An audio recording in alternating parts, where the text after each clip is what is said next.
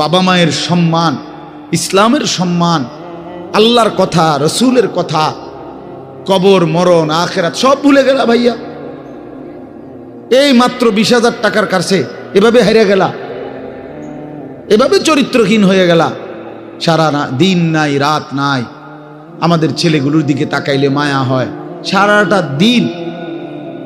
সারাটা দিন হাঁটে বসে চলে ফিরে শুধু মোবাইল, শুধু মোবাইল, শুধু মোবাইল, শুধু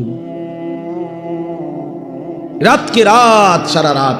ওই দেখেন ওই অপদার্থ কি করে, দেখেন,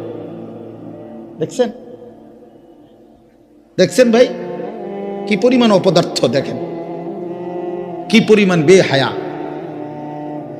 চিন্তা করছেন? হ্যাঁ, এটাই জীবন। কিসের ইসলাম? কে বলে কি বলে? আমার মোবাইল,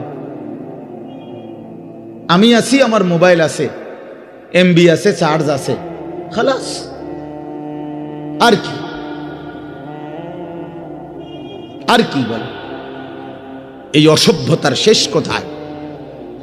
এই নোংরামির শেষ কোথায় বলেন? আমাদের এই প্রজন্ম গিয়ে থামবে কোথায়?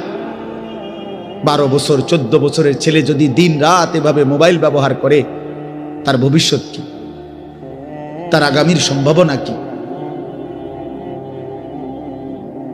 আগামীর পরিণতি কি বাপ? আপনারা যারা বাবারা এই যে সন্তানগুলো রেখে যাচ্ছেন, এদের ভবিষ্যৎ কি? যে একটা ওয়াক্ত নামাজ পড়ে না, যে আল্লাহর কোরআন পড়ে না। আল্লাহ আমাদেরকে বুঝ দান করেন, আল্লাহ আমাদের দিল দান করেন, আল্লাহ তাআলা আমাদেরকে ফিকির দান করেন।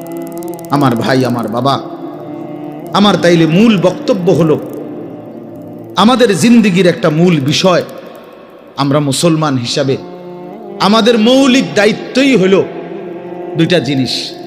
একটা হলো গুনাহ বর্জন, আরেকটা হলো আল্লাহ তাআলার হুকুম পালন। এটাই আমগো জিন্দেগি। ভাল লাগলো এটাই কাম, ভালো না লাগলো এটা কাম। মন মতো হইলো এটাই জীবন, মন মতো না হইলো এটা জীবন। কথা বুঝেন নাই? নামাজ আমারে পড়তেই হবে। এবার যত কষ্টই লাগুক, যত ক্লান্তি লাগুক, আমাকে পড়তেই হবে।